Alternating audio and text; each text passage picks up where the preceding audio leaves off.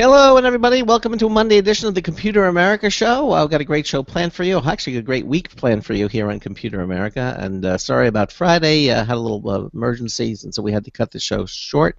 But we're here. Our guest Sandy Berger's here. Charles Tendell will be here momentarily, and I think everything is up and running. So enjoy the show. 3 minutes until showtime. And as you heard, we'll be starting in 3 minutes. Okay.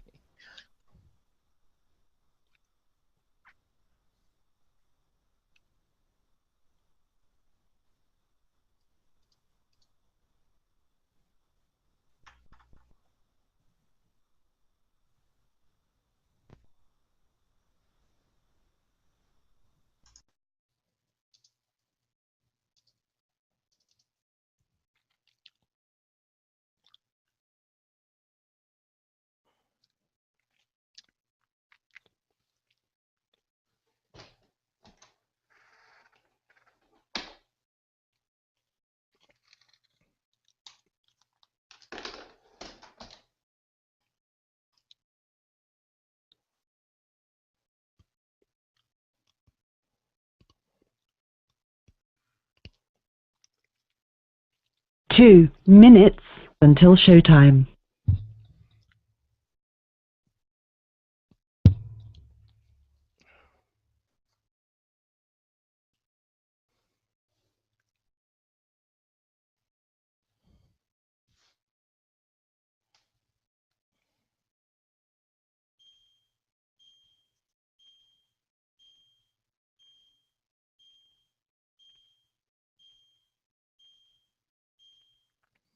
Okay.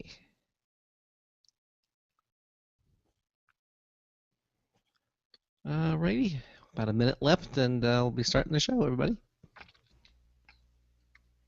Got a little behind-the-scenes action here at Computer America. We like to do that on every show. And as you can see behind the scenes, that Charles is squeaking in maybe at the last second. Good old Charles. Yeah. You see, 1 minute until showtime. less than 60 seconds, and Charles still isn't here. Well. They call him Charlie. Mm.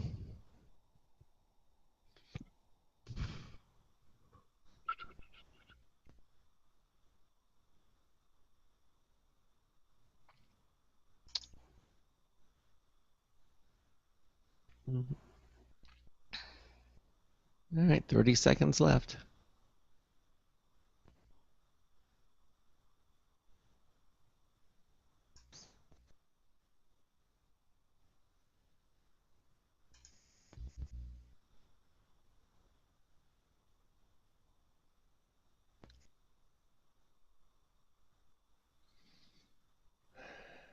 Your show will go live in 5 seconds. 4, 3, 2, 1. Broadcasting live. It's America's longest-running national radio talk show on computers, Computer America. Hosted by national columnist Craig Crossman. Look for Craig's weekly column in your favorite newspaper. This show is being beamed nationwide at ComputerAmerica.com. Keep it here for technology news, computer products, guest interviews, and your phone calls. You're listening to Computer America. Hello and welcome into the Computer America Show. It's the nation's longest-running, nationally syndicated radio talk show on computers. Computer America is heard around the world and coast to coast. And I'm your host, Craig Crossman. My co-host, Charles Tendell, is not here with us yet. Hopefully he'll be joining us momentarily. But welcome into a Monday edition of the show. And sorry about what happened on Friday, but we just had a personal emergency, and hopefully things are back and in full swing. And so we have a great show planned for you tonight. Actually, we have a great week. Intel is going to be with us here on Wednesday, talking about all-in-one desktop computers. Okay, all-in-one desktops. They're really becoming the next, really the next big thing here. I mean, fewer and fewer of us, I believe, are getting tower configurations. We're getting everything all in one. I mean, we have the tablet mentality, of course, everything is in there, and we have the laptops, but the all-in-one desktops are really coming into their own. I mean, there's just, with obviously with the Mac, they have the iMacs are gorgeous computers. I know when I finally decided to go with my iMac in about 2009, I got the I had a tower for the longest time, and it finally dawned on me. I said, what do I need that for? Everything is in this all-in-one. The screen, the screen that I had on the tower was bigger, was the same size as far as the computer, and then I had this big, huge box underneath the desk, and I realized I didn't need it really. So we're going to be talking about that on Wednesday and what Intel is doing with all-in-one desktops. Let's see what else. The other thing we didn't do is we did not, because of everything there, we didn't announce our show reminder winner of the week because we were just not able to do it, and so we're going to announce the show reminder now. Obviously, if you got our Intel our show reminder winner, you know who you are, but I think we'll just announce that now, and that show reminder winner is Dan Lester. Dan is the show reminder winner for the week. He wins the Logitech wireless rechargeable touchpad T650, valued at $80, and that's already, I believe, on its way to you, Dan. So congratulations for being this week's show reminder of the winner. And again, I guess we couldn't do it on Friday, but I'm glad we're getting this information out now.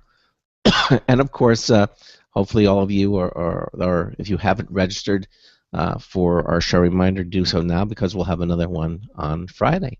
I can't imagine what's holding Charles up. I talked to him on the phone 4 minutes before. He says, I'm coming, I'm going to be there. So something's up. You'll have some reason. But anyway, let me introduce our guest for tonight. Her name is Sandy Berger. Now, Sandy is normally on our Wednesday shows, but she wanted, for reasons, she wanted to do it tonight, and she'll explain. I think she's planning a trip.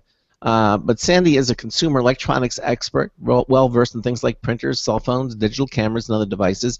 Her website is CompuKiss.com, and she's one of our Computer America correspondents who appears here on the show on a monthly basis. Sandy, welcome to Computer America. How are you? Hi, I'm doing great. Good to be here. Yeah, I'm glad you're here. I don't know where Charles is. I can see him frantically trying to hook up a computer or something. Trying to do something, no doubt about it. Yeah. Anyway, let me tell you what would do. Sandy is here as our consumer electronics expert, and so she appears here every month. And Sandy finds a number of consumer electronic products that are sort of computer related. I mean, we'd like to find most of them that she talks about are computer related or technology oriented. And we're gonna, and tonight is no exception. We're gonna be talking about two different laptops with some really interesting features and some additional topics we're going to cover on tonight's show. And so we're going to do that. Now, here's the thing. If you want to get in touch with us, or you have a question about anything that we're going to be talking about tonight, you can call us at 347-884-8881. That's 347-884-8881. I'll get you on and get you through. We also have email, live, L-I-V-E, at computeramerica.com is the one that'll get you through. You can also join us in our live interactive add-on chat room from our homepage at computeramerica.com. You'll see under the first pull-down menu it says chat room/video page. You'll see the chat room there. It'll ask you for a username. That's the name will be known by when you go in there. You click the sign-in button, and your Java-enabled browser on your Windows machine, Mac, Linux, they all work, will move you into the Computer America chat room. And our chat room shares the same page as our live video streaming page. That's right. You can now watch, not only can listen, but you can also watch the Computer America show. And the live Computer America video streaming page is brought to you by Otherworld Computing. Quality products, expert support since 1988. They're celebrating their 25th anniversary. If you have any Mac needs, and I mean just about anything for a Mac or any Apple products, please visit them at www.macsales, MACSALES.com, www.macsales.com. And I was just talking to them today, and I didn't realize this, but you can get for your Mac computer memory. They have, oh, there's Charles. Fashionably late. Yeah, extremely. Computer memory from MacSales.com. I was just talking to them today, and they have not only the current memory for your, but they also have for legacy Macs. So if you're looking around for memory for an older Mac and you can't find it, MacSales.com has all the memory that you need right there. So just check them out at MacSales.com, and we tell them we sent you. Okay. So Charles, Sandy's here, and what happened?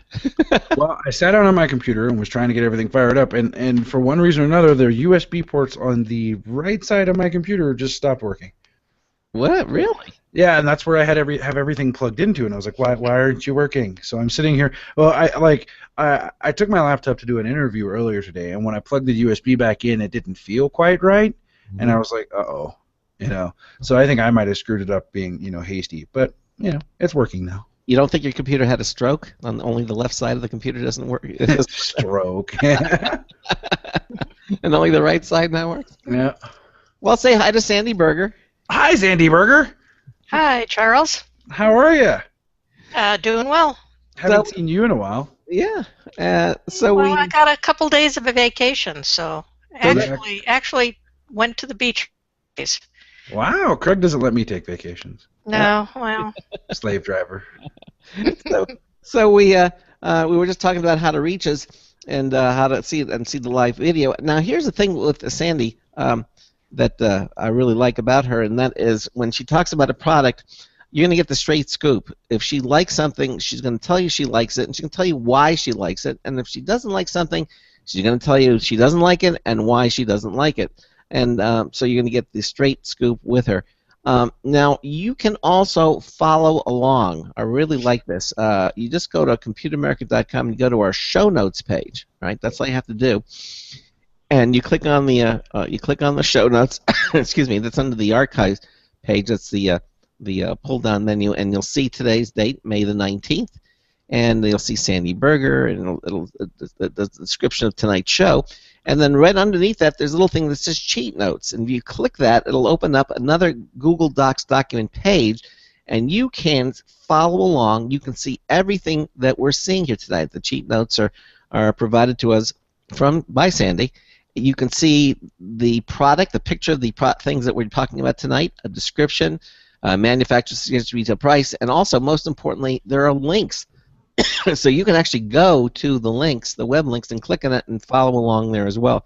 So all the information to everything we're talking about tonight is available to you just at our show notes at computeramerica.com. Isn't that cool? All right. So we're going to start off with Sandy here. Oh, I should really ask Charles, anything else you want to mention or say? Oh, the story that we broke, that we were the first ones to bring to life. Right, yes. It has exploded all over the internet, and it's exploded because Miss America ended up being one of the victims who got hacked. So, well, we're going to be talking about more about that because we're getting a couple of experts who that would like to talk about that along with you and get into more. Great. Also, I'm extending an invitation to them as well to be on the show in an upcoming episode of Computer America. But right now, let's talk with Sandy about, and we're going to focus on laptops, or I don't know if they're Ultrabooks or if they're laptops, but they're from Acer, and I'm kind of curious as to why you picked these. Before we get into it, why did you pick these computers, in particular, these models? Well, these two models were actually picked by two of my customers. Huh. And so they brought the computers to me, and I was able to be with them, have them for about a week. They wanted certain, their information transferred and other things done. And since they were so similar and yet kind of far apart, one is an Acer and one is an Asus, I decided that we'd talk about them tonight. All right, excellent. So we're going to start off with the Acer Aspire M5-583P-6423. I love these names. Don't you? It drives me crazy. I mean, Why do they do that? Why don't they just call it the Acer, Cracker? Whatever, the Acer. right, the Cracker 1, the Cracker 2, whatever. Yeah. Why do they come up with these complex numbers? How do they expect these are consumer products? How do they expect people to know this stuff? I don't think they expect anybody to know it. I think they're just thinking people are going to go look on the shelf and buy whatever they're going to buy anyway. Buy the pretty one. Yeah. But when you get into these types of laptops, there's huge differences in actually the devices that they can hook up and different things like that. So there's so much more, it seems, to take into consideration when you purchase a laptop today. Okay. More than there was before. Yeah, exactly. Yeah. So, all right. So, let's talk a little bit about this. First of all, tell us about some of the features about this computer. Well, the first thing that I really liked about it is that it comes with Windows 8.1 already installed. All right. Now, which is this 8.1 or the 8.1 upgrade? This is 8.1. Okay. Okay. Right. But you can matter of fact, we'll talk just a little bit about the Asus at the same time. And the first thing that I want to say is people ask me all the time, which brand is the best brand to buy? And the bottom line, and you and Charles probably know this, is that these computer manufacturers all buy the components in the same places in Taiwan, Korea, wherever they're coming from, and they just put them together. So you're actually usually getting similar hardware equipment, All right. depending, of course, on the level that you purchase. Right, of course. Yeah. Right. But the Acer has the 8.1 pre-installed, and that's something I just absolutely love. Now, the Asus was purchased at Best Buy, and they told the client that it also had 8.1. But it didn't. But it didn't, and that is just a major thing when you're buying a new computer. Windows 8.1 can take hours to install. Wow. And in this case, on the Asus, I installed it. It didn't take. I installed it the second time, and I pretty much know what I'm doing, so I didn't do anything wrong. At the end of the whole configuration, it says, configuration failed. We're reverting back to Windows 8. This was the second try, right? Oh, okay, so the third time was the charmer. The third time I tried it, the whole configuration, and it just says stupid things like that. It failed.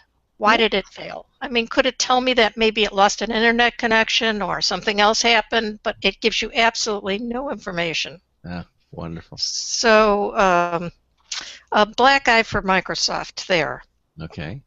But in any case, this Acer Aspire came with Windows 8.1. Is it a black eye for Microsoft or is it a black eye for Asus? It's for Microsoft.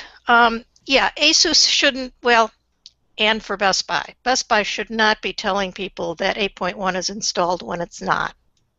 And they should have some way to tell. Maybe that's Acer and Asus problem that it doesn't necessarily say on the box whether 8.1 or 8 is installed. Yeah. But the problem with having to install 8.1 3 times, that's a Microsoft problem. Okay. In the length of time that it takes. Who wants to go out and buy a new computer and spend hours updating it before they can use it? Well, and how long does each update installation take? It takes on an average, if I've got a really fast connection, it might be faster, but on an average connection, downloading the 8.1 update, not the update for 8.1, just 8.1, takes over an hour. Okay, just downloading. Just downloading. It takes another hour or hour and a half to actually install it. Wow. So that's 2.5 hours. You figure that I did that 3 times. Wow. That's an entire day spent updating it before you can use it. I just want to interject here, just a little bit, Mhm. I could install Ubuntu in 20 minutes from scratch Mhm. and get all Sure. of its updates in Sure. less than an hour and be working in the time it would take to install just one Windows update. Just saying. That's all. No, That's that's why I fault Microsoft here. I mean, I just can't imagine why it has to be that way, yeah. that it takes so long. Now, the one thing Microsoft did this time, in previous installations going from 8 to 8.1, you are supposed to find a banner in the Microsoft Store that says free upgrade to Windows 8.1, and on many Windows 8 computers, that banner just doesn't show up. The reason it doesn't show up is because you have to do the updates. The computer's been sitting on the shelf. You have to do the updates before the banner would show up. Wow. Well, now on this machine, the banner actually showed up, and on top of the banner was a little pop-up that said, you must do the updates, go to settings, whatever. If Microsoft was going to go to that part of doing that, couldn't they have given me something to click on to automatically, right from there, do the updates, instead of sending me to settings and all this other stuff? So no matter how you get it, the whole Windows 8.1 update is just too complicated and too aggravating for the average person. Hmm. But you're not the average person, obviously. No, I'm not, and I He's did it, smarter and than the average bear. I did it 3 times, and it's working now. And then the one thing that you mentioned, Craig, is the Windows 8.1 update. Mm-hmm. I don't know if you guys have talked about this on the show or not. Okay, well, go ahead. I think we talked about it a couple times. Yeah, but But Microsoft has said that you have to have the 8.1 update. If you have Windows 8.1, and you don't update it, they're not going to support it anymore. Uh-huh. Okay, and they gave a date, and now they've extended it for another month, so I think it's extended until about June or something like that. That's because of all the That's- people installing it 3 times. Yeah, that's utterly crazy, because if you have Windows 8, they will still support it and give you the security updates, but if you have 8.1 without the update, they won't update it. Now, for the Yeah, I'm average still running person- XP. Oh, God. Just give up. I'm running Mountain Lion, so you know. Okay. You're running from a mountain lion? That could be bad. So, all right. So far, we're getting some thumbs downs. At least Well, on Windows, on Microsoft, but on the machine here, on the Acer Aspire, again, it did have 8.1. It's got a touch screen, and the keyboard is nicely laid out, raised keys, and it's backlit. Oh, that's nice. Yeah, the backlighting is just really nice on a machine like this. You wouldn't think it would be that much, but it does make a pretty huge difference. The other things, it's got 6 gigs of memory.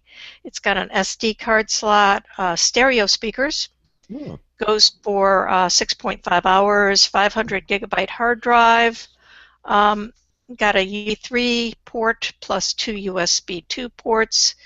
And all anything that you'd want, like a gigabit Ethernet, 802.11ac, everything that you want is on this computer except for one major thing.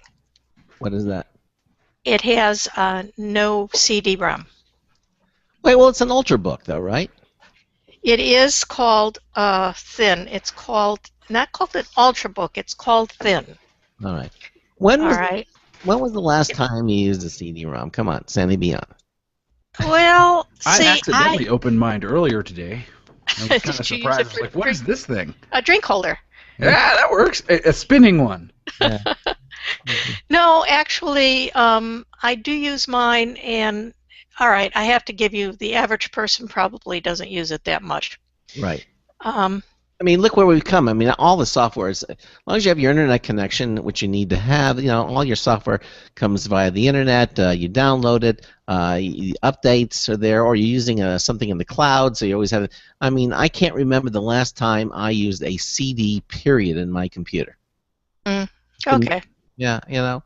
I just don't use it. I mean, why? I have no reason to.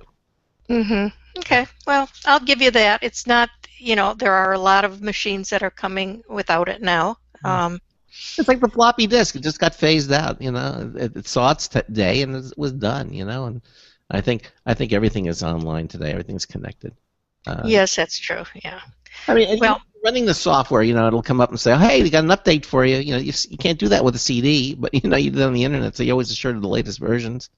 Yes, that's true. Very true. Yeah. So I don't really want to fault. I don't think you should fault this machine because it looks like a nice machine just because of it doesn't have a CD. Obviously, you can always get an external CD if you want, but I mean, why bother at this point? Yeah. Well, it is a nice machine. It even has an HDMI port. Mm-hmm. Yeah, it's just a nice machine. What can I say? Yeah, it retails for about $630. About $630 is the retail on it. I've seen it a little bit less, but not that much less. So who would you recommend this machine for? I think for any kind of average user, beginner to average user. I mean, it's got the six gigs of RAM, so it's going to run most everything pretty well. It's fast enough. The screen is clear. It's a 15.6-inch screen, by the way, so it's not a small small notebook tape.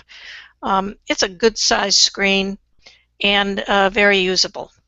Okay, so how big is it again? It's what size? 15.6. 15.6. Okay. Yeah, and it's got a HD widescreen on it. It's a nice screen. All right, very good. Hey, who's that guy in the background, Charles? That is my battle buddy David. He's the one. Remember, we were in Wisconsin, right? Yeah. This is the guy that we were in Wisconsin for. Come here, David. Say hello. Don't scare everyone. See, there's the camera there. David. Oh. Okay. Everyone in the Computer America world, that's David.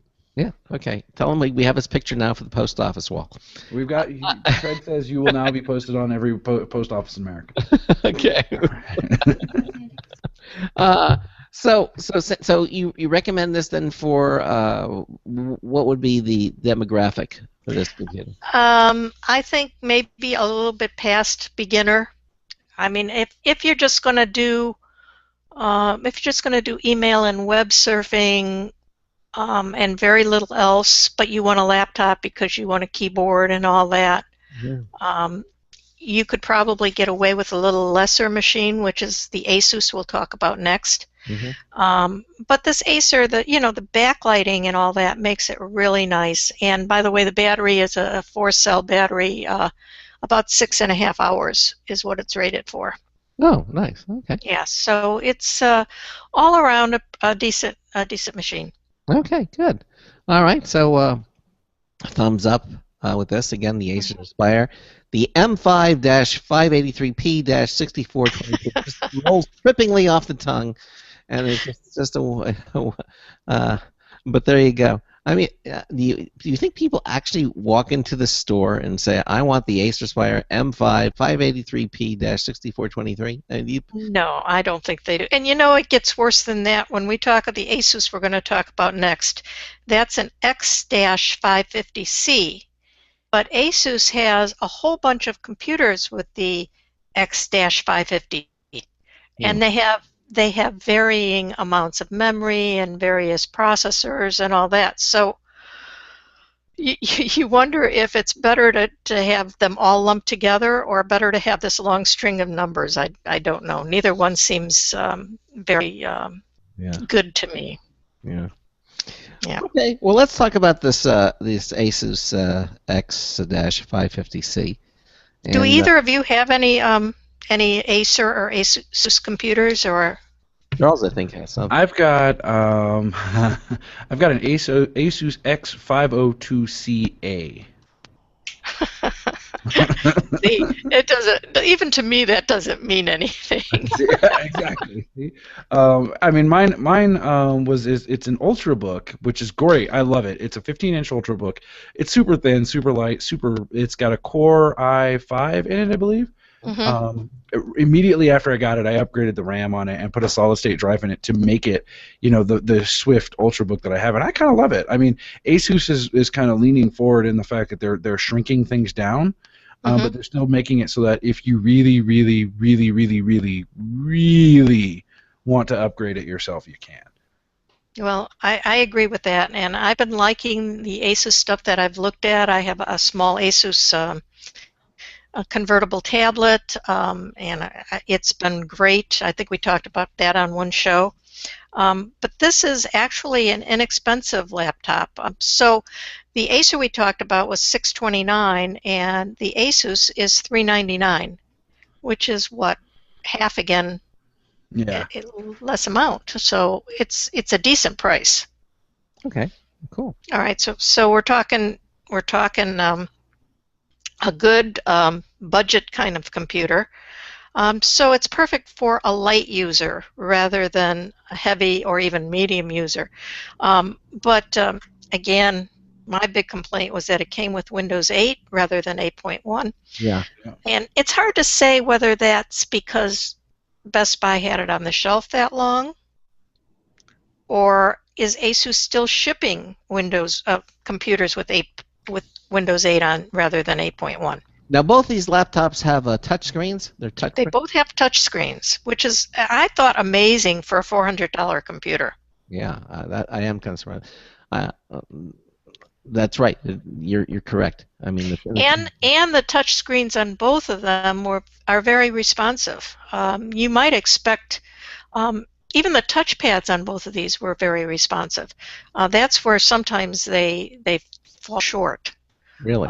Yeah, so you've got a screen, but you gotta tap it too hard, or you gotta press it just right. Mm-hmm. And these were both very responsive, so I was impressed with that. Now the Asus is an i3 versus an i5 for the other one. Mm-hmm. So it might be a little slower, and it's got 4 gigs of memory, but that's expandable. But so like Charles said, you can just open it up very easily and put more memory in if you want.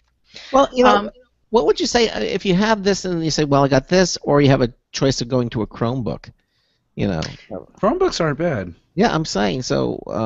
Chromebooks are getting better and better. There's no doubt about it, and they're making the Chromebooks so that you can do a lot more offline than you could before. When they first came out, you had to be online for virtually to do anything. Yeah. Now there's certain things with Chromebooks that you can do offline. Mm-hmm. But what this gives you is the ability to run, say, I have people who have certain bridge programs or whatever. They're a little older, but they want to keep them. There's ways to run those on Windows 8. So if there's certain programs that they want to use, say Photoshop or Photoshop Essentials or something like that. They're used to those programs. They want to run them. They want to keep using them. Then a laptop is much better for them than a Chromebook. They could go with the 365 Adobe for Yeah, they could, but a lot of people don't want to pay a licensing fee. Yeah. Hey, listen to Computer America with Sandy Berger, Charles Sendell. We'll be right back with lots more. Don't go anywhere. Hey everyone, have you heard about the No Hair Removal device that's sweeping the globe? If you want to go weeks without shaving and get smooth, professional quality results, here's our favorite host, Cheryl, for No Hair Removal. Thanks. Hey gals, I love talking about my No. It's this cute little hair removal system that you can take with you and use almost anywhere at home or on the road. No more expensive in-office treatments, painful waxing, and no more wasting your valuable time. Got unwanted facial hair? No has patented thermocon technology that works on all hair and skin colors, so it's perfect for using on all body parts. And now you can take advantage of this incredible risk-free trial. Get the No, the facial kit, a travel case, and a $100 discount shopping card, and you don't risk a penny to try it. Try the incredible No hair completely risk-free. Call 1-800-953-5415. That's 800-953-5415. 800-953-5415. Looking for a best friend? Brother Wolf Animal Rescue has your best friend waiting just for you. The mission is to protect and enhance the lives of companion animals and the people who love them. Their no-kill rescue shelter is open year-round, making it easy for people to adopt their best new friend. This year, Brother Wolf will find homes for over 2,400 orphan dogs, puppies, cats, and kittens. All have ended up as an orphan through no fault of their own. Brother Wolf has created a safe, nurturing environment where these special animals can heal emotionally and physically until they find a lifelong home. Their life-saving transport program brings dogs and puppies from overcrowded shelters in the south to rescues in the north where homes are easier to find. Brother Wolf Animal Rescue is a 501c3 organization. To learn more about their life-saving work and to make a donation, visit their website at www.bwar.org. That's www.bwar.org.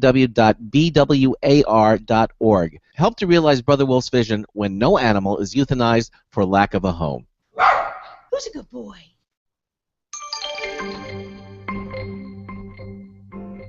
Hello, this is your London Minute Voice Memo Classic. There may well be over 1 billion Facebook users, but how many of those accounts have been created under duress and in confusion? The following is a true story.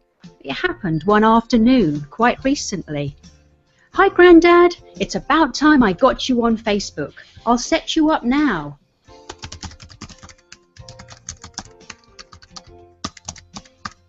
All done. I've got to go, Grandad. I'll tag you in some photos later. We'll keep in touch this way. Bye. Grandad looked puzzled. What's tagging, he thought. He looked at his new Facebook page and found goofy and embarrassing things his granddaughter was posting. He wanted to cover his eyes. To make it worse, privacy settings weren't considered, and Facebook notification emails began to pile up in his inbox. What happened that afternoon were the actions of a well-meaning, sweet granddaughter, but it was the worst introduction to Facebook that I could imagine. If you like the sound of the London Minute voice memo and want your company to sponsor my audio column, contact me at my website, loveyourcomputer.co.uk, or I'm on Twitter, @ComputerTweety. This is Patricia Reichel for Computer America. We got the buttons off. Thank you, Patricia. We always enjoy the London Minute voice memo here on the Computer America Show. But I just want to interject because of the Friday show, and we didn't get a new one. No, we got a new one, but it was my fault. I just haven't had a chance to put the new one. So we'll have the new London Minute on tomorrow's show. So we're just going to run it as it is today. Oh, by the way, is everything okay? Everything came out? Well, so far. So we'll have to. I'm sure things will be fine. But in the meantime, okay, continue on. I just wanted to interject that. You're interrupting my train of thought. Anyway, welcome back to the Computer America Show. We are 34 minutes after the hour. In the first hour, we are talking to our consumer electronics expert, Sandy Berger. If you guys got questions, comments, concerns, you want to harass me or Craig, hiding behind his webcam firewall still, give us a call, 347-884-8881. That number again, 347-884-8881. We'll get you on and get you through. Or you can join us over at computeramerica.com in our live interactive add-on chat room. I'm there. Craig's there. I think Sandy's there. She's sometimes there. Sometimes I'm there. I'm not there tonight. She's there in spirit. Yes. You can get in. Well, if anybody posts a question for me, you guys will give it to me. So. Oh, definitely. Yeah. And I think that's it. Okay. I don't think I need to say anymore. So we're talking about these new computers at Sandy Berger, and again, you can follow along just going to our show notes page at computeramerica.com. On the cheat notes, you can see everything we're talking about on tonight's program. The Acer Aspire and the long number and the Asus X550C. And now this one, of course, is $629. The other one is $399, a lot less expensive. But I guess the guideline is what you want to do with these computers and how. It really is, and how fast you want them to be. So the Asus at $400 is an i3, so it's a Celeron processor with 4 gigs of memory. So it's a little slower now. You know, if you're just doing email and some average things on there, you're probably not going to notice. If you get into heavy video processing and things like that, you will definitely notice a difference. So Yeah, but I always ask people this. It's people are like, oh, I want the strongest or the fastest or whatever it is computer. It's like when you're on the road, do you really want to be doing that kind of stuff? I mean, right. I'm this past trip. I made it a point to only carry my Chromebook and my iPad and my phone. That was it. Like I wasn't bringing any additional technology, and I wanted to see if I could run things on it, and things went pretty well. It was not bad. It was not bad. And I mean, I know, being just a power user, that if I'm going to do video editing, then I'm going to need a machine that's going to be able to sustain that. And the users who get upset by it not functioning that well, or not, not being able to handle that stuff, are typically, in my opinion, the same people who try and turn an iPad into a laptop. They're like, I want it to be able to do everything my laptop does with no problems whatsoever, and it's just not designed for that. Well, I think that's very true. And so if you're paying less for a machine, you've got to have lower expectations. You can't expect it to be the very best, but you don't always need the very best or the very fastest. And I think that's what you're saying. Some people think that maybe they do need it, and they don't. So this is this Asus is an adequate laptop for just about anybody. It does not have a backlit keyboard, but the keys are raised a little bit. Very, very easy to use, and it's got your gigabit Ethernet, Bluetooth, everything pretty much that the other one had. Actually, the Asus, which is cheaper than the Acer, is the DVD drive. And the other thing it has that the Acer didn't have is it has a VGA port. Now, how many people are going to use a VGA port? Maybe not that many, but if you need it, it is something that you have to look for. Well, not all laptops have them anymore. Well, this is the old saying, I'd rather have it and not need it than need it and not have it, Exactly. So actually, this computer has a lot going for it. It has an HDMI port. It's about 5 pounds, so it's about the same size as the other. One thing Asus has that's kind of cool is they have a to resume from sleep. So it's a special feature that actually comes, the computer comes alive a lot faster than most other computers. That is now. Is that because of the function of Windows 8.1? No, this is a special Asus feature that they've put on, some sort of speed up thing. Okay, because they do have the newer operating systems have certain additional abilities, but of course based upon the hardware that it's running on, And so. That's right. And I will say, when we're talking Windows 8 again, or 8.1, Windows 8. A machine with 8.1 update installed is far superior to a plain Windows 8 machine. It is so much easier to use. It boots directly to the 8.1 update boots directly to the to the desktop rather than booting to this tiled screen. Yeah, the old Metro interface. But would you say if you have that is it? It automatically finds out whether the computer that you're using has a keyboard or doesn't have a keyboard. If it doesn't have a keyboard, it boots to Metro. If it does, it boots to the desktop. Would you say then that the caveat would be to a person buying this stuff is that whatever you decide for, make sure when you're buying it that it has the Windows 8.1 on it, other than because if you take it home and it's supposed to have 8 when it doesn't, put it back in the box, bring it back to the dealer and say, because this is supposed to have 8.1, you told me that and it's got 8. I'm not going to spend hours trying to update this machine. Sell me one with 8.1. Exactly. Yeah. But even the 8.1 machine, the Acer, the 8.1 machine, did not have all the updates yet. Now that's to be expected, maybe because the 8.1 update, the big update that we're talking about, that just came out not too long ago, maybe a month and a half. So maybe that's understandable. And even that took probably 20 minutes to download. Okay. And how long to install? It was maybe another 10.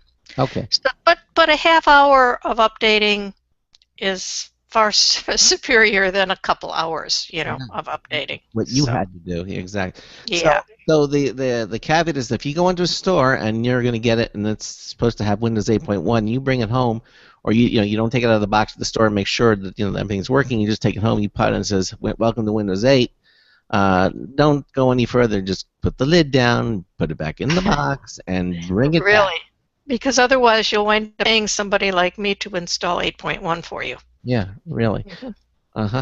Okay, so those. And I shouldn't be complaining, but because I have done that for quite a few people. Well, yeah. But I've still really fault Microsoft for the way they handled that. Yeah. Okay. Anything else on these two laptops that you want? Yes. One other thing. The Asus has a 2-year warranty, hardware warranty. Oh. Okay. That's and the Acer has a 1 year, and most laptops today have only 1 year. So when I saw the 2-year, I was impressed with that. Yeah, I was going to say that most of them are a year warranty. So Asus gives you a 2-year warranty with it. Right, and it gives you a lot of features for the $399 price. Okay. Now the same computer or same type of computer, the X550C, you can get it in a variety of increments. So a little bit better would be the i5 with 6 gigs, and then you can get an i7 maybe with 8 gigs. So it goes on up. So there are other computers in this series that are similar but stronger. Yeah. Sandy, with all the numbers that we've thrown out, should I be writing these down to go and play the lotto? If you think it'll do you any good. What was the last one? 50 something? M5 583P-6423. Okay. Oh, he's got it memorized, Yeah. No, I'm just pretty good. So if I win the lottery, do I give that to Craig, Sandy, or Asus? We'll share it. Yeah. Okay. Yeah, we'll share it. Entering in my numbers now. Okay. All right, sounds good. All right. Okay, so that's it for hardware right now, and we're going to go to the next segment of the program, something you entitled "My Web Room." What is My Web Room? My Web Room is actually a really cool new way of organizing your bookmarks or your favorites. All right. Okay. And I saw that we kind of teased it in the show reminder. On our show notes page. And so, what is this? Okay. Have you gone to the website mywebroom.com? No, I have not checked that out yet. Okay. Well, if you're, I know you're in front of a computer, so go ahead and check that out. But it's really very interesting. Because virtual room. It is a virtual room, which has, it's a room that has a little pet dog and a television and a picture on the wall. And the thing is that there are so many choices here. You can choose your venue for the room.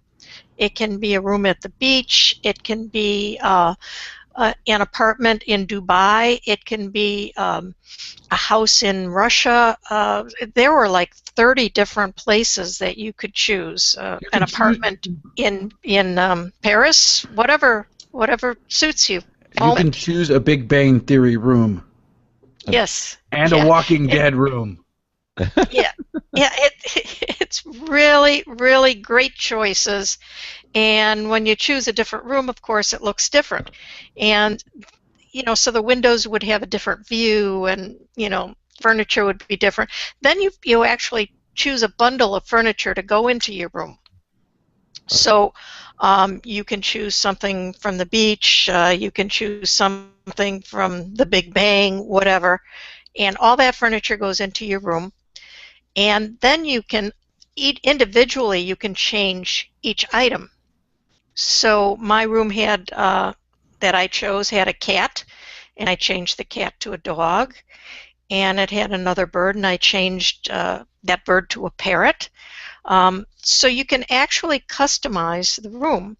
But the really neat thing about it, when I said it organizes your bookmarks, is each of the items in the room represents a group of websites or web pages. So, for instance, if you click on the parrot, you're going to get to Twitter. If you click on the television, you're going to get to all the websites that you want that have to do with TV or video. So you could put on the TV, you could put YouTube, you could put let's see, YouTube, ABC, CBS, Netflix, whatever websites you go to, and that they suggest websites, but you can also put in your own URLs here. Mm-hmm. So if you click on the newspaper or the magazine, you go to your news sites, and that will list all the news sites of your choice. It's really, really cool. If you click on the sofa, you will get to the leisurely type sites. If you click on the radio, you'll go to audio sites like Pandora or whatever. So it's a kind of hidden way of organizing your bookmarks.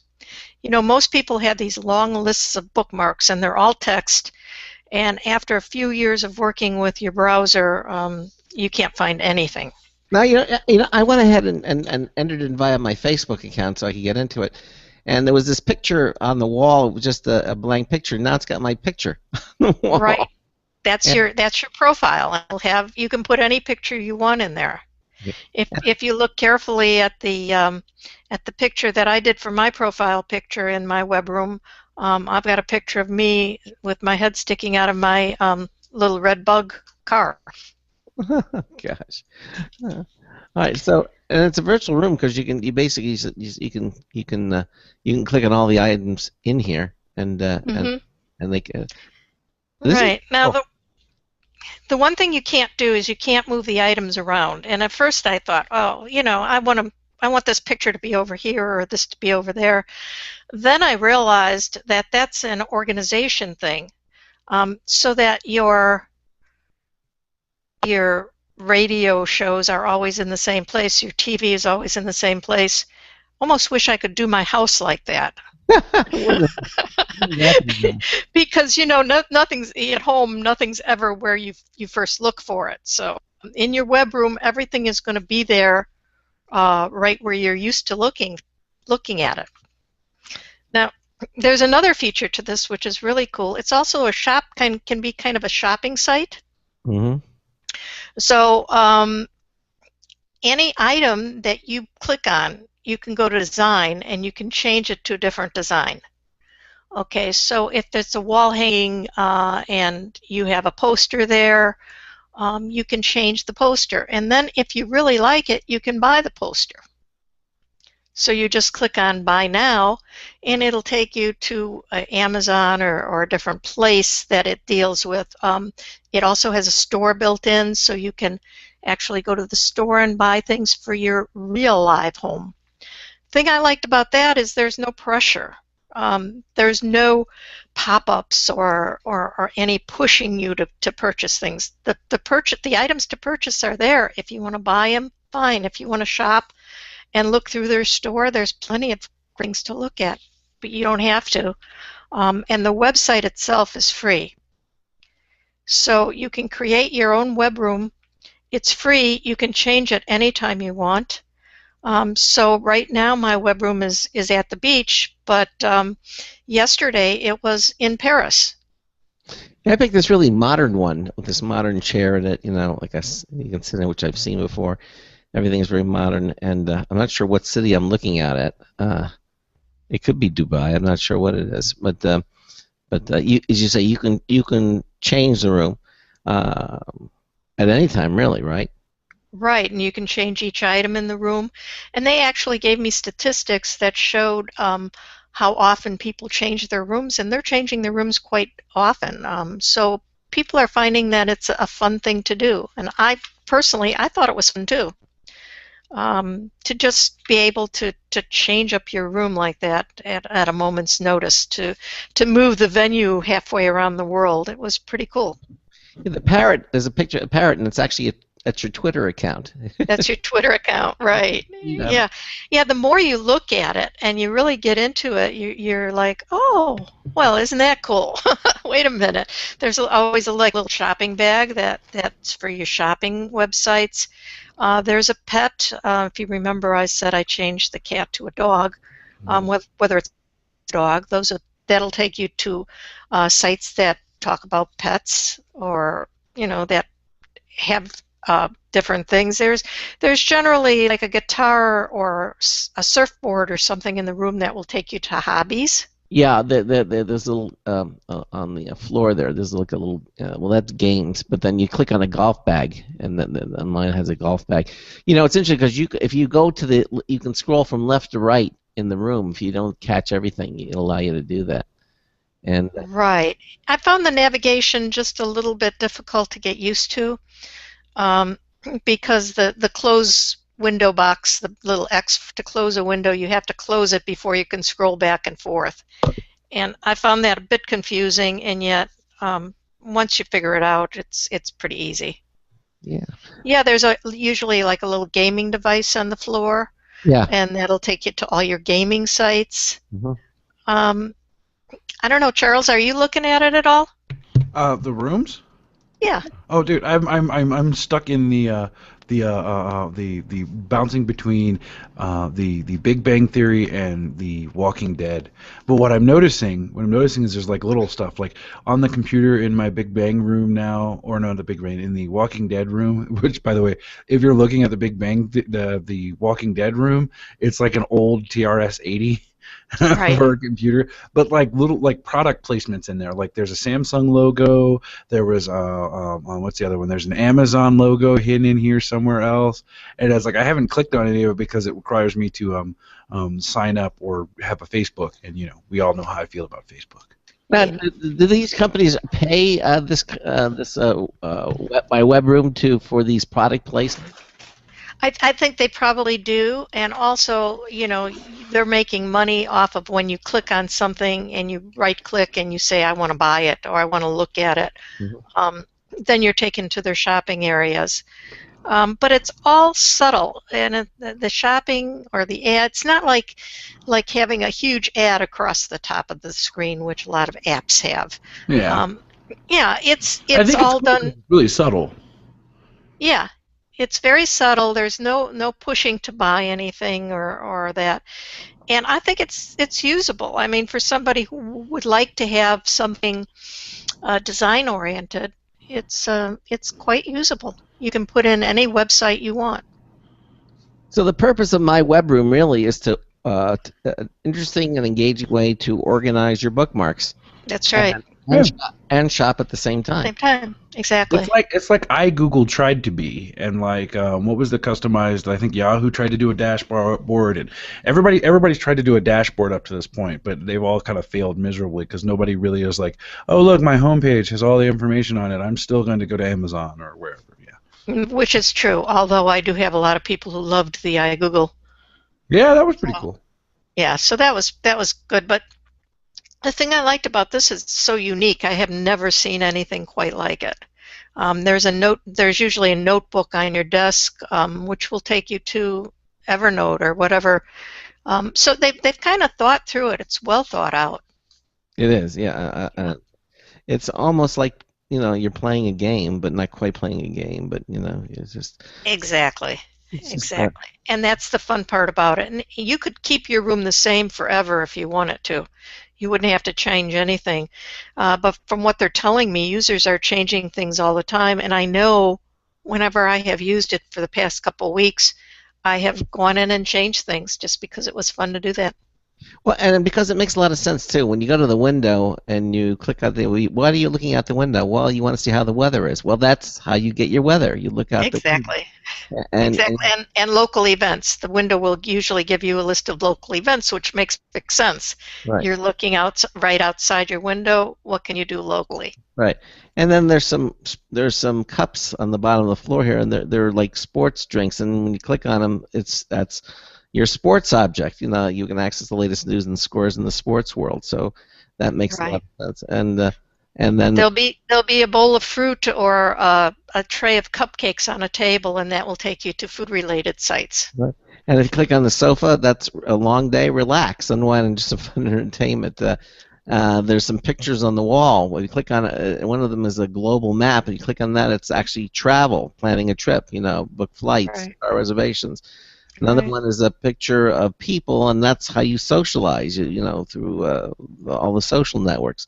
So the images really, sort of make a lot of sense. For example, that you have an MP3 player on the table. You click it. Well, that's where you get your music. Your music services. Yeah. So everything kind of makes sense. When you look at it, and of course, anytime you're in doubt of it, well, just click it and you can find out. But when you click on the newspaper that's lying on the floor, well, that's where you get your news. Yeah. Yeah. It's well done, and it's very interesting. I thought, and it also has a social edge to it. So you can send your room to other friends. You can use your list of friends from Facebook or Twitter, or add new friends, that sort of thing. So it's got that as well, although I haven't used that too much. Yeah. Here's the bookshelf. You click on that, and then it's the bookshelf where you organize and access your favorite magazines, books, and more. And there's a box on the floor, and it's called Box, and that's where you securely store all your files with direct access to your Dropbox account. I would have liked to seen a safe, Oh, well, if you click on that, you might be able to change it to a safe. So you can change some of the images? You can change the images. So you would click on the box. I believe it's right-click. I don't have it in front of me. But you click on the box and then choose Design, and you can change that one item to whatever item and they have a ton of choices for some of these items. Interesting. They even have a pin board, so you click on it, and that's your Pinterest account. Right. So yeah. Everything makes a lot of sense in here. So just look at the images and try it. They have a dresser, and sure, that's where you discover new fashion sites to help you put together. This is really a very interesting and cute little way of doing it visually. I'm actually glad that you think so, because I was impressed by it. I thought that the design of it, the idea that it was kind of playful. Yeah, it is. Was just, and you compare that to a long list of text bookmarks. Mm-hmm. It was just quite interesting. Yeah, it's an interest. So check it out again. It's mywebroom.com. It's free. Check it out, and it's just another way of organizing your things and go shopping at the same time if you want to. It's there. Mm-hmm. All right, we've got another hour of the Computer America Show coming at you here. When we come back, we're going to be talking about tech armor. Some of these cases that you have for the different smartphones and smart devices. Also, we have some interesting news articles from Compukis. That's Sandy's website, COMPUKISS.com. One of them is an internet hole puts millions at risk. We're going to talk about that. And also, how to avoid downloading junk. All right. Some of the stories coming up in the second hour of the Computer America Show. Charles Tendell and I are talking to Sandy Berger. She's our correspondent for the evening. She's a consumer electronics expert. Again, if you want to call us, 866-606-TALK, the toll-free number. Live at computeramerica.com, our email address. Our chat room at computeramerica.com, and our live streaming video brought to you by Otherworld Computing. Stay tuned for another hour of Computer America. Broadcasting live, it's the only national radio talk show on computers to air every weeknight. Computer America, hosted by national columnist Craig Crossman. The first hour's behind us, but there's still more of tech news, tech talk, and your phone calls. We're being beamed nationwide at ComputerAmerica.com. You got computer problems? Bring them on. You're listening to Computer America. Computers run the world, and we run computers. Call us or send us an email to live@computeramerica.com. Hello and welcome into Hour 2 of the nation's longest-running, nationally syndicated radio talk show on computers. This is the Computer America Show, and I'm your host, the great and powerful Craig I think not. I am your co-host, certified ethical hacker Charles Tendell, always here to poke fun at the great and powerful Craig Crossman. Yes. And Sandy Berger is here with us as well. And as we move into the second hour of the Computer America Show, and again, apologies for the having to cut short the Friday show. Just had the personal emergency that we had to take care of, and then the best of show, which was on Friday. But it was a good show. It was one I think Intel was talking about the Internet of Things, and so we put that on. But we're back here live, and hopefully we'll be back live for the remainder of the week until the next emergency comes up. You know, these things do happen when you do live broadcasting.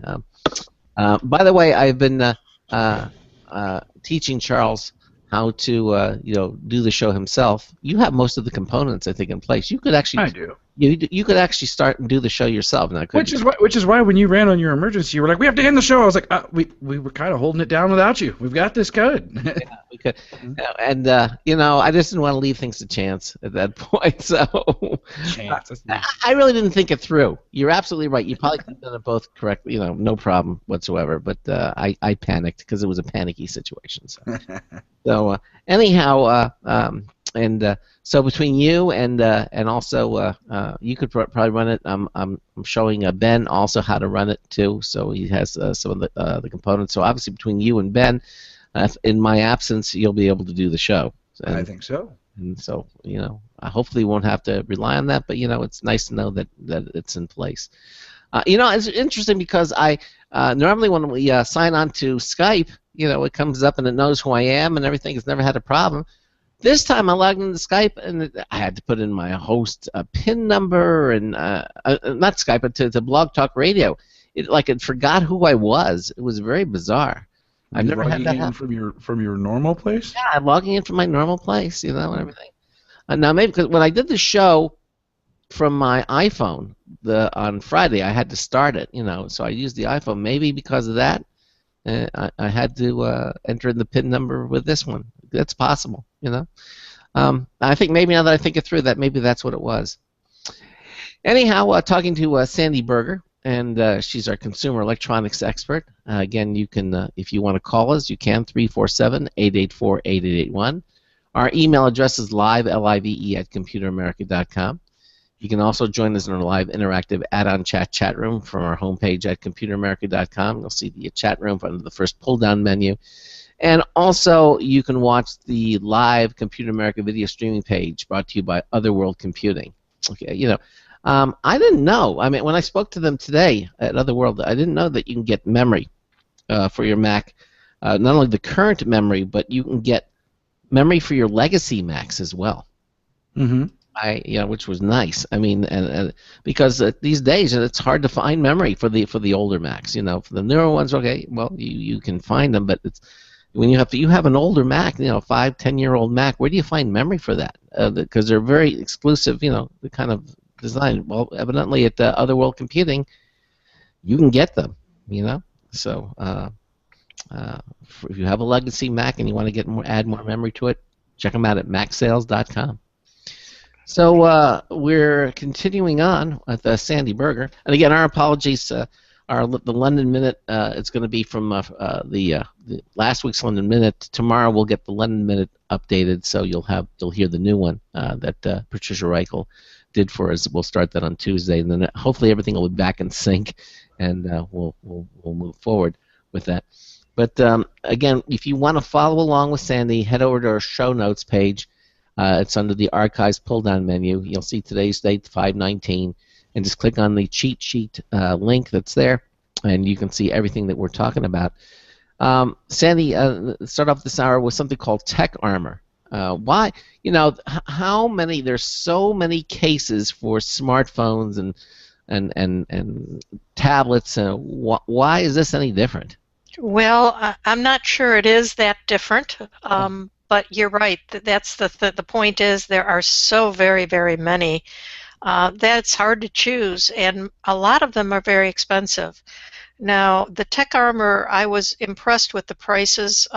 They're between, some are as low as $9 up to maybe $17. And they're mostly cases for the iPhone and for the Galaxy phones. That's what they specialize in. Okay, and there's several different types. Their website is a little bit confusing as to the type you're actually looking at. For instance, they sent me several of them. The Relax series cases are flexible. So they're kind of like rubberized, and it's just the back and the corners, the sides of the phone. Mm-hmm. And this case fits in, and then it also comes with a screen protector cover, which I thought was one of the nicest screen protection covers that I've seen. I've been through a lot that I have not liked. So for the price, I thought this was a decent case. Now you're saying the screen protector cover. You're talking about like the clear laminate. The clear laminate, yes. Well, what makes this nicer than the other clear laminates? I guess it's crystal clear and it's pretty unscratchable. Oh, okay. So and it was easy to apply. Did I tell you what happened to Ben's phone? I got him a brand new iPhone 5S. Uh-oh. Yeah, the 4S, yeah. And he was doing some work outside, and oh no, his pants pocket, and it fell out of his pants pocket, and that wouldn't have been bad enough, but then he didn't realize he had fallen out of his pants pocket, and he walked back toward the house, and just when he realized it had fallen out of his pants pocket, one of the workers driving a pickup truck rolled over. Oh, gosh. Crushing it. A really good test for the phone. Yeah, exactly. Well, guess what? The phone worked. The screen cracked, but the phone worked perfectly. The iPhone 5S. It's well, that makes sense. Yeah, it worked fine. The screen got cracked, and so we, of course, I contacted first I called Apple, and it was I didn't get the insurance, which would have been a pain in the neck anyway to go. So I called the local dealer here that said he would repair it for $195, and so I said okay, and because it's just down the block, and he said he would fix it in $195. So then I went online and I found the replacement screen for it and the necessary toolkit, that you do to open the iPhone and everything, and that came to a grand total of $60. So we ordered that, and Ben got to learn about how to open an iPhone. Okay. He said, "Oh, but he says the tiniest screws he's ever seen, and they are amazingly small. And the screwdrivers that open those tiny screws in this kit are just like, you ever see those little screws on glasses? The hinges. These are smaller. They're smaller. They're smaller. Yeah, it's just so it's. Did he have a case on the phone at all? No, he did not have a case. But guess what he's getting now? Well, this makes me wonder, did he void his warranty by opening it himself? No, according to the instructions, the way he did it, he did not void any warranties. He just replaced the screen and closed it up, and it was fine. So, according to that's one thing that Apple and their iPhones have. The metal casing on there is, of course, the strongest thing you can get. Yeah.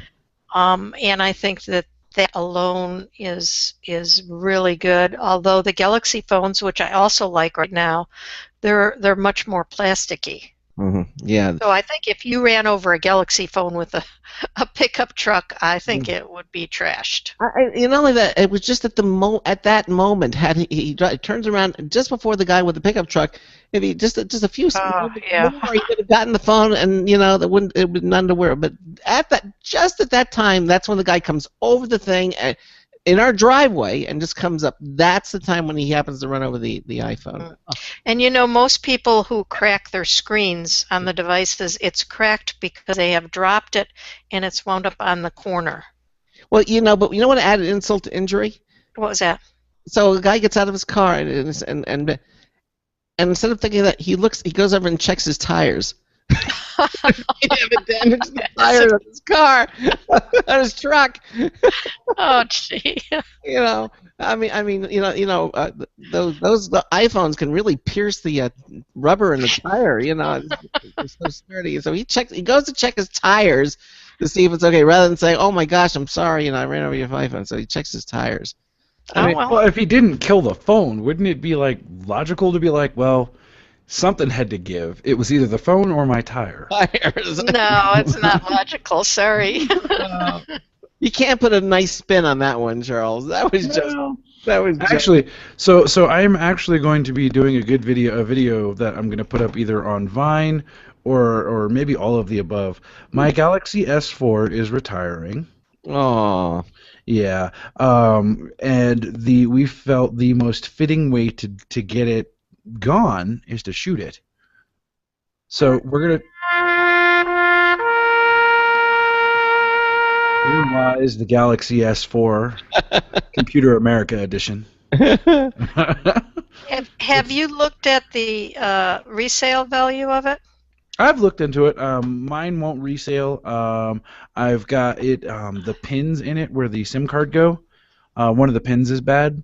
Okay. So it won't read a SIM card any longer. Yeah, but they're forgiving. These places that will give you a pretty darn good price for most of these phones, especially the more expensive ones, Charles. Yeah, they will. I know. They will, but only if they're in working condition. Exactly. Yeah. So if he's got a phone that's not working, he's not going to get that much for it. But yeah. Wouldn't it be? Couldn't you get the pins fixed and then get the price for the phone? Probably could. But it's more fun to shoot it. Mm-hmm. Well, if you've got a gun, I've got a yard full of rabbits that. Actually, we've got a lot of guns since my friend moved out with us. We went from a no gun household to like 12. Wow. And my daughter and I, we both shoot AR-15s, and I know everybody is like, "Oh, it's an AR-15. Everybody's got one of those." It's like everybody's got one because they're reliable, they're good guns. And my daughter is the marksman. Oh. Like she's like we've slowly but surely drawn her back on her target shooting, and I think she's at 75 yards now. And she's putting the rounds on target like it's nothing, So she's 11, so it's extremely impressive. And she's not shooting with an optic; she's shooting with iron sights. So it's all her. Like she's not getting assisted with anything. It's all her. And I'm like, oh my There's no goodness. laser or whatever on the gun. Mm-hmm. You mean? Yeah. Yeah. So I'm like, I'm very, very proud of my child. Wow. Now, to be politically correct, shouldn't she be called the marks person? Not a marksman? No. The kinder, gentler army doesn't apply to Daddy's army. She's definitely on my zombie kill team, though. I've got a friend who goes out shooting, and she lives in the city where there was quite a few apartment break-ins in her area, and so she took, the shape of the man that you shoot at, right? Yeah. And yeah, she went out and shot right through his heart, and then posted that on her front door. There you go. So, and nobody's broken into her apartment. Exactly. A gun lives here. Yeah. So. It's funny, actually. What did you say? You said she. How did you introduce this? You said something. About the S4? No. About her being a marksman. No, yeah, but then you said something about taking out something. Oh well. Anyway. Okay. I'll rewind the show. I think he was trying to make a joke and he messed it up. No. Well, she took the targeting silhouette and put it up there, and that's actually a good thing. And there's this big argument that it's people will want to break into your house to get your guns.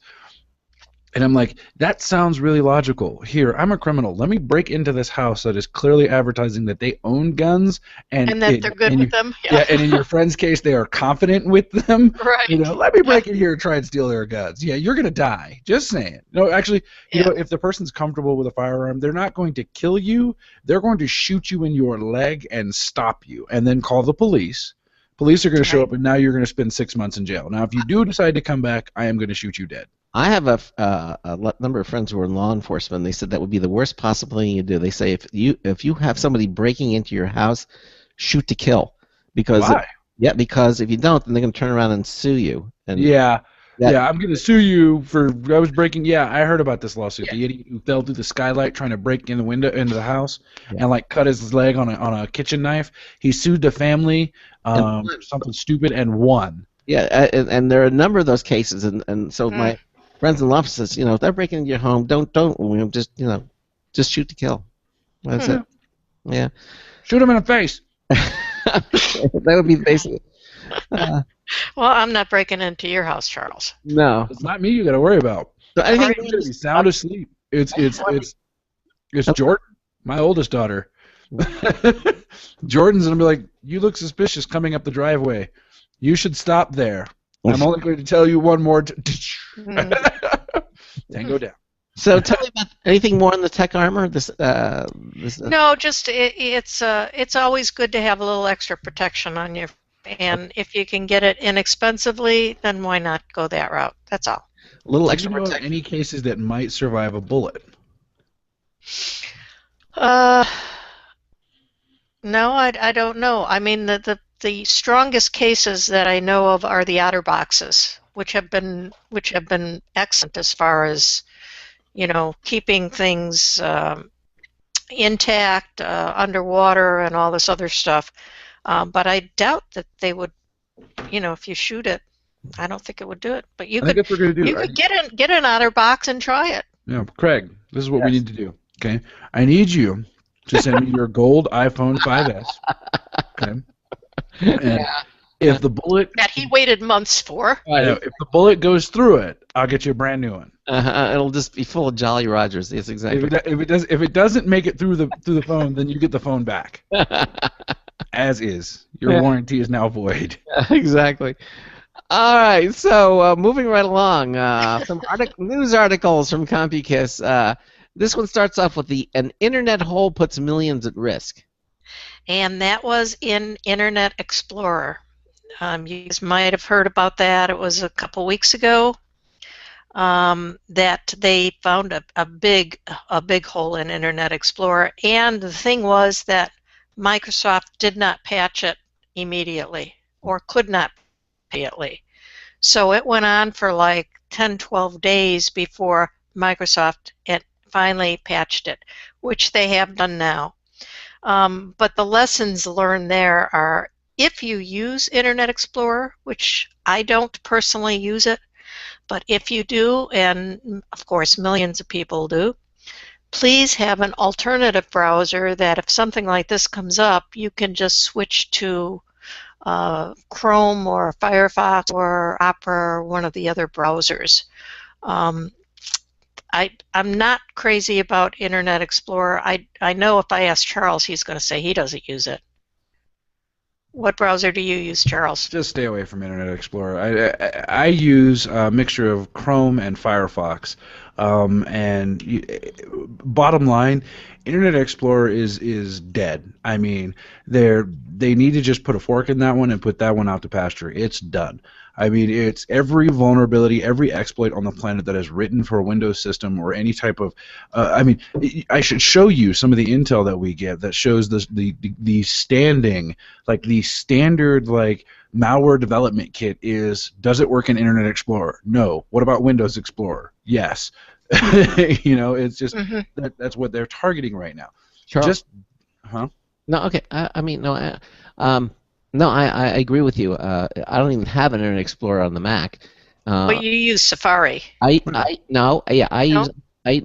Firefox, and then I also use Safari, and I use Chrome. Okay, but the one that I really like right now is Firefox. To me, that's great. By the way, are you using are you using your Mac Mini right now? No.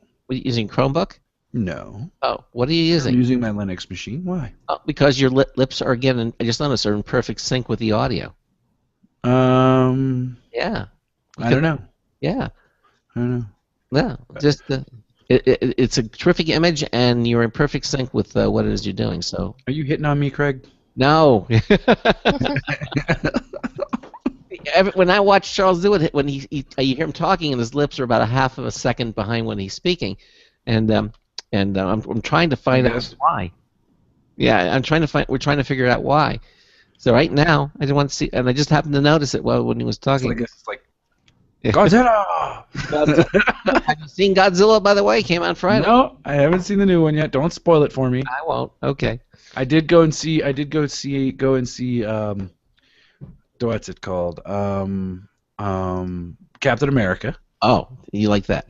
Well, it was predictable. I mean, it was completely 100% predictable. Like I was like, oh look, here's what's about to happen. Nick Fury's about to get ambushed. Oh, he's gonna die. Oh no, he's gonna get away, and then he's eventually going to die. But he's not really going to die.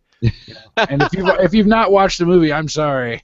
Yeah. Sorry, spoiler alert. Craig, edit that one out of the podcast. Just like beep it. Did you watch it right to the very end, the last credits, so you can see everything? I did. Well, what was it that came up? What happened? Huh? I forget what happens at the end in the end credits. Yeah, I'm not gonna, no spoilers. No. I remember seeing it. I just don't remember what it was. Oh, okay. Now, this Friday, X-Men is going to be coming out. That I am all over like a fat kid on a cupcake. I might be late to the show for that one. I'm sorry. The Days of Future Past, that looks awesome. Like I'm hoping that it comes out like they do it right, and it comes out at midnight Thursday at midnight, or midnight morning. Friday. That way I can go in the middle of the day to see it when I know no one else but the geeky people will go and see it. Okay. Because everybody else is gonna be like, I'm getting off work and going to see it. I wait for Sunday matinees. Yeah, I usually do too, but Sunday is like the one day that I have off. Yeah. And it's horrible. And I'm actually even more excited if we do go on Friday. We will be going in. Remember I told you about my Lincoln, right? The newest one. Yes. It's like it'll be done like tomorrow. Like we're putting trim and things back on it now. Okay, good. Yay! Oh, Charles, you would have loved what I did for my birthday this year, which was May the 4th. Really? In Pinehurst, North Carolina, where I live, we had an Elegance car show, and it was spectacular. Right on the golf course, they put these classic cars all over, and you just roam around and look at them, and they were spectacular. You would have died to have seen it. It was really cool. Yeah, I'm. Some people put so much into their cars. Like I know one guy that like he took an old Corvette, and it's not a Corvette. I think it's a Corvette. I'm not sure, but it's like all carbon fibered out on the inside. It's completely custom interior, but he didn't go stupid with it, so it's still very elegant. Yeah. So it's good. It's good when people when you can see real work and real passion in it. What they've done with these cars that are spectacular. But on a completely geeky note. Yes. Is your birthday really May 4th? Yes, Star Wars. Get it? May the 4th be with you? Mm-hmm. Got it. Sandy brought the 4th. The 4th is strong with her. Yeah, baby. Oh, yeah, right. That's awesome. From this day forward, you wrote on my calendar. You didn't know your birthday was Star Wars Day, did you? I didn't know until you guys just told me. May the 4th be with you. See the things you learn on this show, Sandy. Yes, that's why I keep coming back. Okay.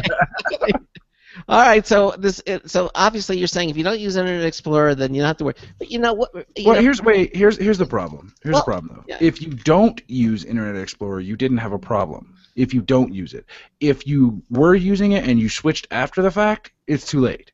Like if Internet Explorer in any way, shape, or form is your primary browser, like the majority of businesses in the planet, you're screwed essentially. You were for the week that it took them to figure it out. And I mean, Microsoft came out with all kinds of stuff. They were like, if you're on Windows 7 or better, install this toolkit or these upgrade this workarounds security were feature. unbelievable. Yeah, like it's like stand on one foot while touching your nose and turn around while pushing this button. Isn't it true that like some bank, someone have you forced you to use Internet Explorer because of the ActiveX component of that, and they would not work with any other browser, right? Yes, and there are still websites that will only work with Internet Explorer. Why? Why? Because they're stupid. I mean, they're People who developed it didn't. Yeah. Yeah, I just don't. I don't get it. Why? Why? All right. Hey, So Charles, before we go off this subject, let me ask Charles: have you looked at Internet Explorer 11? I haven't done any of the security testing on it, but it's still Internet Explorer. Why? What you got? Well, no, it's supposed to be more secure, and I wondered if it really is. I know this whole, in particular, was for every version of Internet Explorer, all the way through 11. But if you remember, 9 was supposed to be more secure. 10 True. was supposed to be more secure. So on and so forth. The problem isn't in. The problem isn't in the version number that's with Internet Explorer. It's they haven't abandoned the core of Internet Explorer yet, which they can't because it's tied to Windows Explorer. Now, if Microsoft pulls an okey doke and says we're ditching Internet Explorer completely and we're now going to start shipping Firefox, they don't make any money off of Internet Explorer. There's no need for them to continue using Internet Explorer. It sucks. And it doesn't cost them anything to actually switch to. So, I mean, it's just there's really nothing they can do. yeah, but how do you really feel about it? It's a fantastic browser, and as Craig Crossman would say, go Internet Explorer, go IE or go home. But the problem is that millions of people use it because it's the browser that comes with their Windows computer, and they see the big blue E, and they just continue using it. Yeah, exactly. Yeah. Okay. All right. So So our advice: yeah. Chrome, go Firefox, go Opera. Yeah. Safari. Wait. Opera actually is a very nice browser. You like Opera. I mean, Opera is nice. I have it in my toolbox if I ever need it. But for the most part, I have Firefox, and I'll use Safari or Chrome when I come up to something where it seems to be there's some problem, and so usually the other ones solve it. I've never had to go down the list so far where Firefox didn't work. Safari didn't work. Chrome doesn't work. And Opera will save the day. I just haven't got by the third level. No, So you're telling me that Opera is your Tim Tebow? Yeah, it's there. He's like fifth string, and then when he does finally come out, he is saving the day. Yes, exactly. But I haven't really had to use. I don't think I've ever had a situation where I really need to get it that far. But well, I hope not. Yeah, and it doesn't hurt to have more than one browser. It doesn't cost you anything, so why not just have it there in the wings if you ever need it? I tell everyone my advice is to have at least 2 browsers installed on your computer, so that if one doesn't work, you can go to the other one for whatever reason. Even if it's just one website that doesn't work, you can use it. But sometimes something gets screwed up in the browser and it just doesn't work anymore. And then you can't get on the internet. So have 2 installed, definitely. Yeah, but then again, if something gets screwed up on the browser, then it's really not I mean, that's not a bad site you're going to. You then just obviously either reinstall your browser or Right. That's one or the other. Sometimes it's just a different website that doesn't work on that browser, but sometimes the whole browser can need to be reinstalled. Reinstall, and that usually fixes the problems again if it's down to that point. Right. Okay. Coming up after the bottom of the hour break, we're also going to talk how to avoid downloading junk. I didn't know it was and we're not necessarily talking about spam. We're talking about junk. Yeah, and how do you know something is junk or are you wearing your Google Glass, Charles? Nope. I knew there was something different about you. I'll explain why after the break. Okay. I can't wait to hear that. But Sandy Berger is joining us here. How to avoid downloading junk. We're going to have a London Minute coming up. Again, it's going to be the older one. We'll have the new London Minute coming up tomorrow night's show. This is the Computer America Show on the Boost Radio Network, on the Blog Talk Radio Network, on the IRN Radio Network. We'll be right back. This is a special alert to all Americans who own a vehicle with less than 120,000 miles with an auto warranty about to expire or no warranty coverage at all. Due to a decline in the economy and major car companies filing for bankruptcy, Cover America Auto Care has announced revolutionary, inexpensive mechanical breakdown coverage that is now available to the general public to save consumers thousands on auto repairs. An open phone line has been established for drivers to call who own a vehicle that is less than 10 years old for a free 5-minute quote and to see if you qualify. The number is 800-483-2514. Drivers who are covered with this auto protection will not have to pay for a covered repair again. This is the auto coverage now sweeping across America at a fraction of what dealerships charge and is now available to the public by calling today. The number to call is 800-483-2514. 800-483-2514. That's 800-483-2514.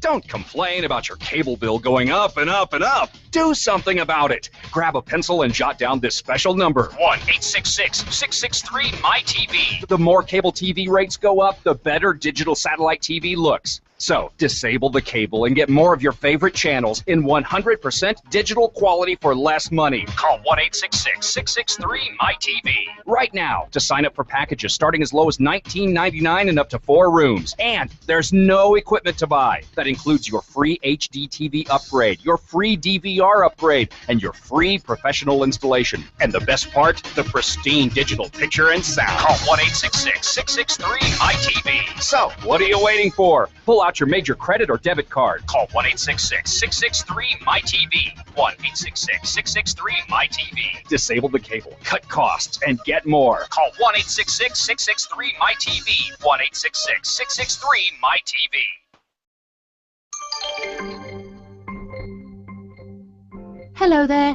this is your London Minute. Voice memo. Classic. Apples and pears mean stairs. Rabbit and pork, talk.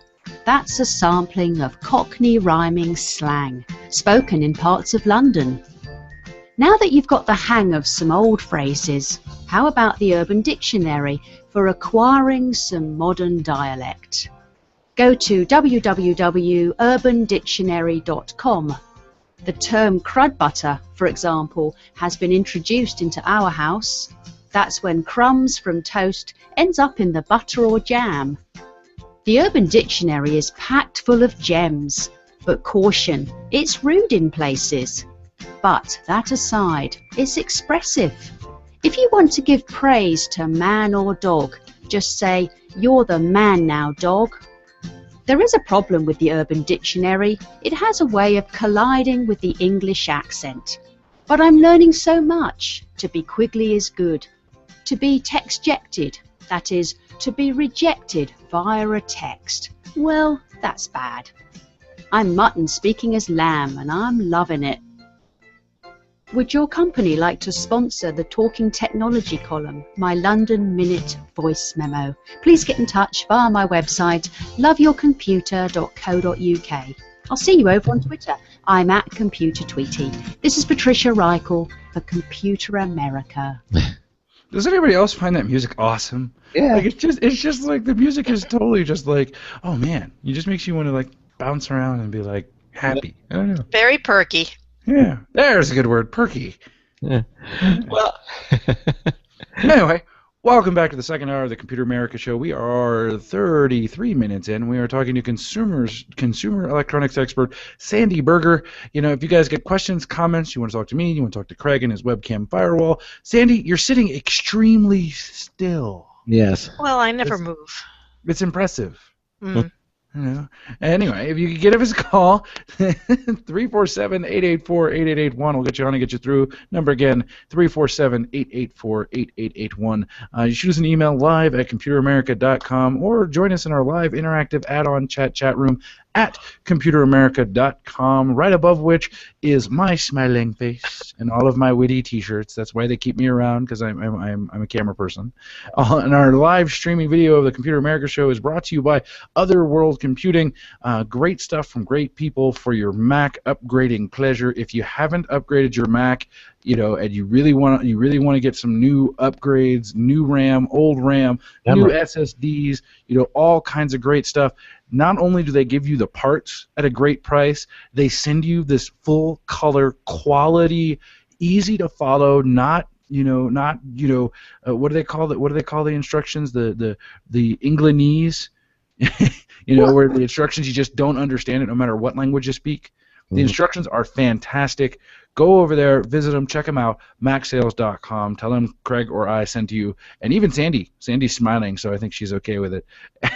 And get great stuff, enjoy it. You make your Mac experience better. Exactly. So we're talking to Sandy about some of the articles on CompuKiss, and this one kind of interesting: how to avoid downloading junk. Do you realize it's junk in the first place? Why are people downloading junk?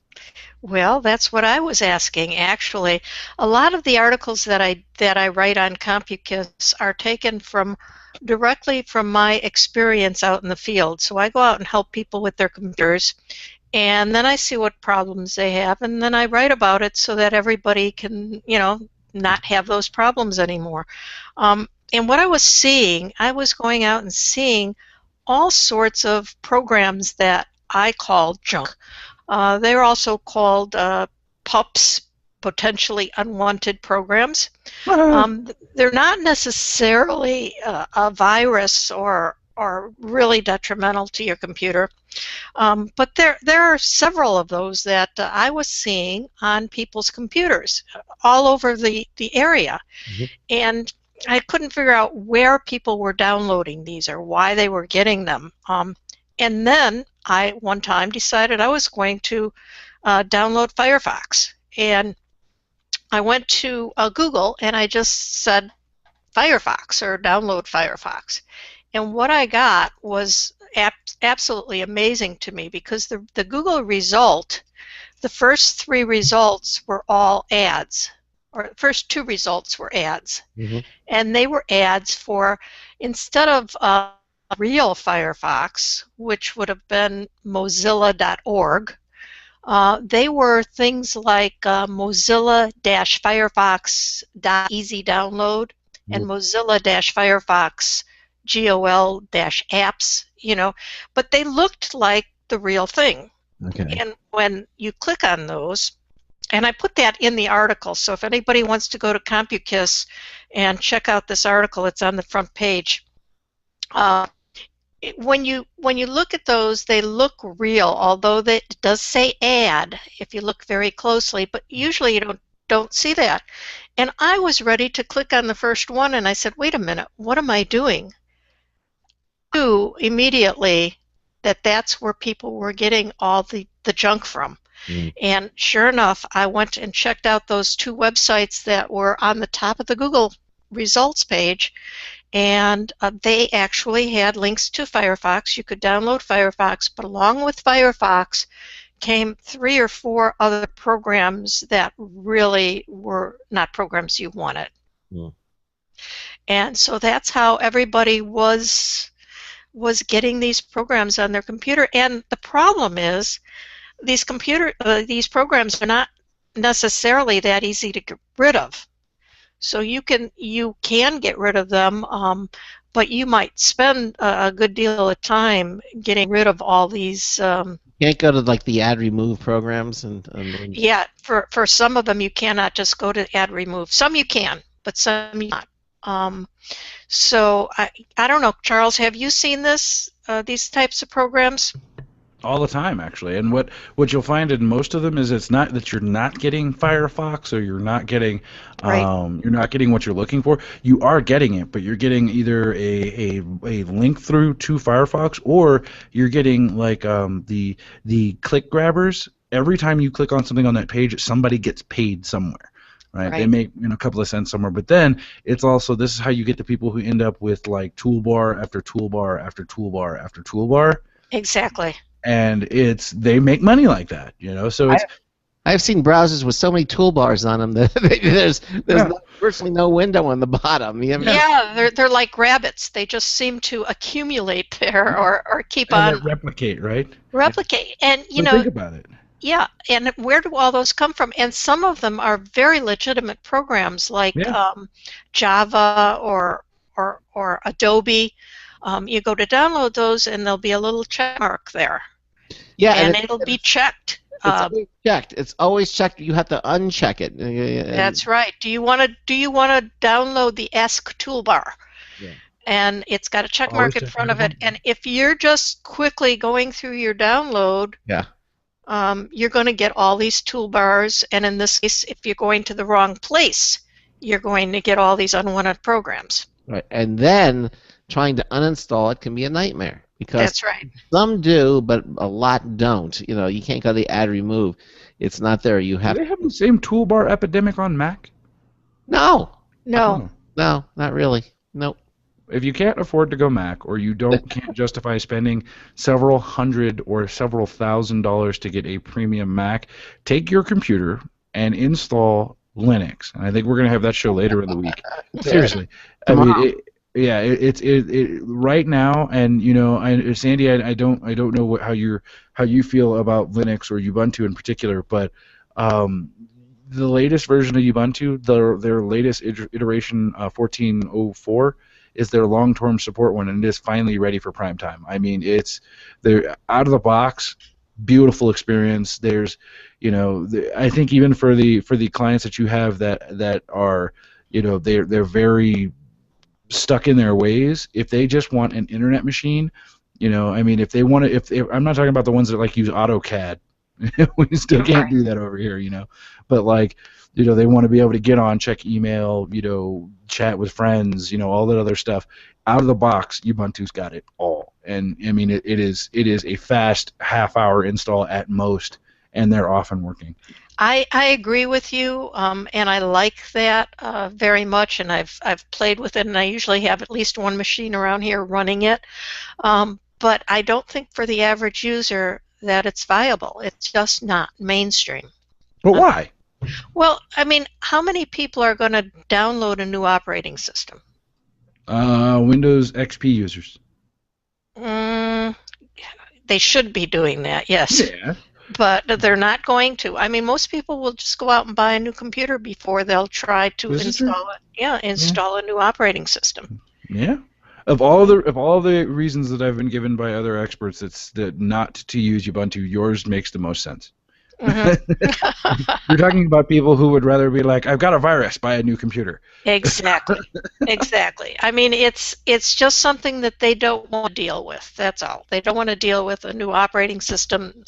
Most people don't even want to go to Windows 8 or whatever because they don't want to learn anything new. Well, even Chromebooks, you know, it's a different interface. You have to learn new things. Can't you configure Linux to look just like Windows? I mean, Charles, can't you do that?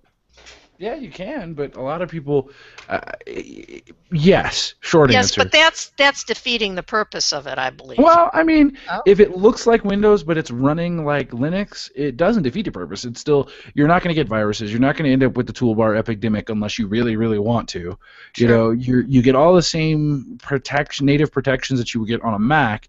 You don't, but the only thing you lose is like, you know, Word, PowerPoint, Excel proper. Like they've got them alternatives for the open source world, but you know, it's not the ones that people are familiar with. If it looks like a duck, if it walks like a duck, and it quacks like a duck, it's a chicken. It's a chicken. Actually, I saw pictures not too long ago, like right at the beginning of the show, of a graphic that somebody sent me. There's this bowl of hard-boiled eggs sitting on top of a counter, and there's a sign below it that says boneless chicken, 35 cents. Pretty good. It's like, oh, that's awesome. What was the other one? The boneless chicken ranch. You know, and they had all the chickens, and they were all like little rubber things. They just flattened on the ground, but there was the boneless chicken ranch. You know. That's horrible. Oh, it was cute.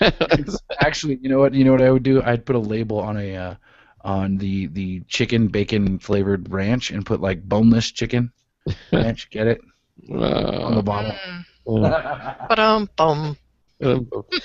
All right, so we're talking about how to avoid downloading junk. So well, I ended up my article by talking about, you know, if you remember the 59th Street Bridge song, "Feeling Groovy." Yes, I remember that. Where they say, "Slow down, you move too fast. You got to make the morning last." Yeah. Well, when downloading software, your song should be, "Slow down, you move too fast. You've got to be careful, or your computer will get trashed." And that really is the truth. You have to slow down when you're going to download something. Don't speed over to Google and click on the first thing you see.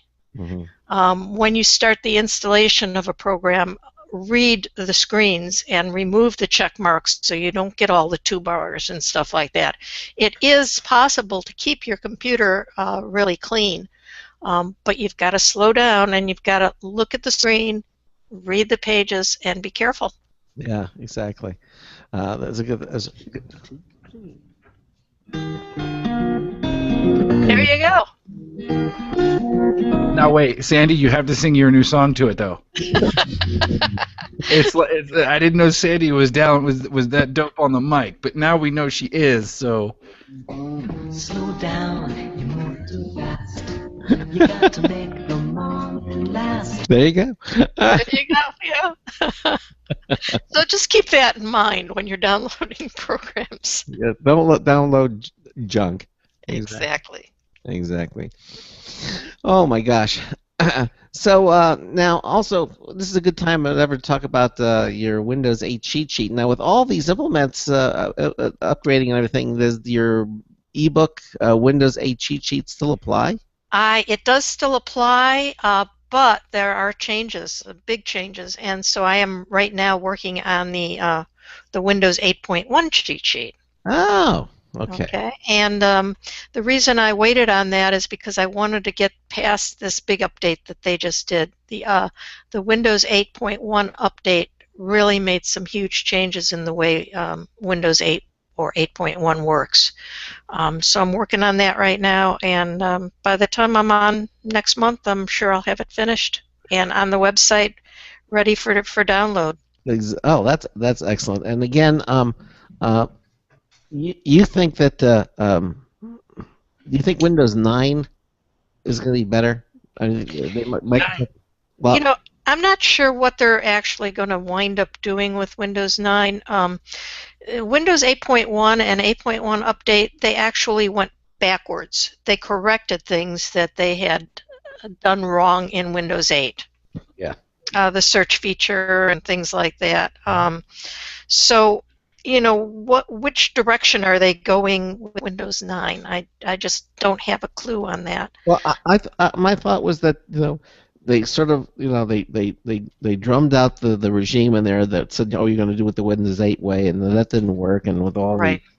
And so, and sort of Windows 8.1 and the upgrade are all an indication that Microsoft is returning to its roots, and it's going to be doing it right. And so when Windows 9 comes out, it's going to, you know, be more Windows-like, you know, more Windows 7-like, but with all these new features and abilities, you know.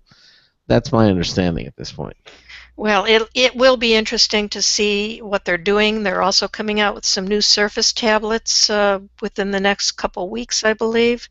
They're supposed to be coming out with a smaller Surface and a larger Surface tablet. And I wonder about that, because when Microsoft finally said, okay, we're going to bring Office to the iPad, and, you know, they did that. I mean, didn't they basically, you know, almost hammer some nails to the coffin to the Surface, because you know, you look at the millions of people that flocked to that. Well, that's what they took advantage of, the millions of people that flocked to it, because the only way they can get the full access for Office on an iPad is to buy the Office subscription. Right, exactly. Okay, so that's ongoing income for Microsoft for years and years. Mm-hmm. Every year they're going to have to fork out money for it. Okay.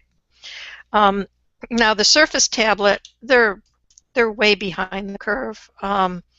You know, the Samsung and Apple already had the tablet venue pretty much sewed up. Mm-hmm. And Microsoft came on late, and I think, though, that they're not expecting, I think we're not going to see Surface tablets disappear. I think they're going to continue to go ahead and work with them and try to make them better and better. There are some inherent problems with it, because in the Surface tablets, Microsoft is actually going against the people who run their operating system on other tablets. Mm. So they're competing with themselves in many ways.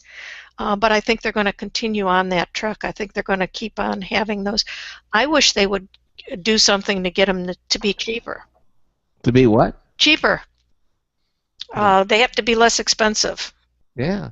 in order for them to take any share of the market, in my opinion. Didn't they try to do that with the original Surface, but then they went to the Pro because the Surface obviously couldn't run, everything your laptop could do, or so Pro basically could run the full implementation. But even the regular Surface was as expensive as the iPad. Yeah. So you weren't gaining anything by purchasing one. So actually, I was gonna when I jumped back over here a second ago to have my comment, I realized after I thought about it for a second that this might be from a biased source, and I'll get to that in a second. But I've had like 3 people tell me they absolutely love their Surface because it's their laptop light, and they love the functionality. They love the fact that they get a full laptop experience off of the thing. They get full Office and everything else. And I was tempted to get one and try it, but me, I was going to strip it and probably put Ubuntu on it. But it's I want to try one just to see how it feels out. But then it dawned on me that the people who told me that they loved it were Microsoft Gold partners. Oh, okay. So they're guys who their job is to sell Microsoft products. So yeah. And I'll tell you the other thing that Microsoft is not doing, they're not sending out Surface tablets to a lot of people like me who review these tablets. I mean, I have not really reviewed a Surface because Microsoft has not sent me one. And in my opinion, that's a mistake. Have you asked? Yeah. Yes, I have, actually. And they just ignore you?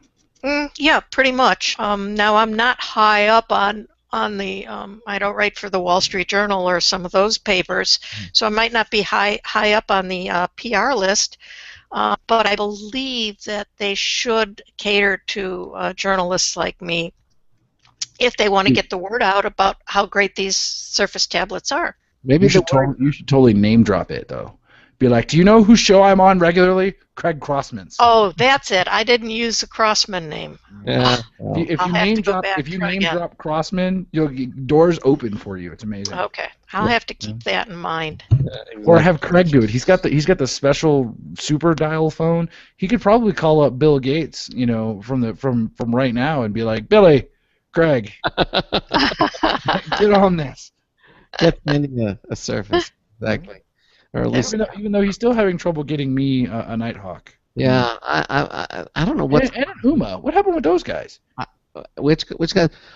Oh, by the way, the text Power wanted to try to email you. I think you got the email. They're trying to reach you so you can. You forwarded me the email. Okay, cool. It'll be fun to put him on my do hack list. Do hack list. Exactly. Well, I mean, there is a process. He does have to sign a piece of paper. It has to be on company letterhead that says that he is he's authorizing this free test, and please understand that you're enlisting the services of an ethical hacker, and we don't intend on breaking things, but it does happen. Okay. Well, yeah, makes perfect sense. We have a couple minutes left. Yes, we do. I would like to ask Charles a question. Sure. As an ethical hacker. Uh-oh. No. I am actually writing some articles right now on the EMV chips, and I wondered what's your opinion on them? Enlighten me to the EMV. EMV Euro, MasterCard, Visa chips that they're putting into credit cards now. It's only going to be there are going to be still 2 weak points that they still have right now. When I talk about it otherwise, it's the chip and pin implementations for all these people, but it's supposed to be a slightly more secure system, but the bottom line is that system still relies on the human element. Until they tighten down the security at the register, it's going to slow down things, but it'll only take probably about 6 months before it hits mainstream that it starts becoming easily hackable. What hackers look for, what these guys are looking for right now you're going to slow them down, but they're going to look for that inside opportunity. If you still got a machine that's going to be vulnerable to an attack, I'm still going to go after it, because you remember they didn't go after a POS machine. Right. Remember they didn't go after the way these attacks have happened is they go after either A, the POS, the point of sale machine, or B, they go after the point of sale relay server, which is the server that sits at the organization and broadcasts back to their headquarters and so on and so forth. And that's where information is stored. The holy grail of a credit card hack is that relay server. I mean that's where everybody's after. But the point of sale system, typically it's older hardware. Typically it's it's not properly utilized. It's not updated. It's an internet capable machine that they're not maintaining because it's not supposed to be on the internet, so on and so forth. There's still a lot of angles there. So while I think it's a step in the right direction, I think we're going to start to see that. I think it's too little, too late. And I also think that that what's going to hinder this implementation is going to be the fact that consumers are now going to have to foot the bill.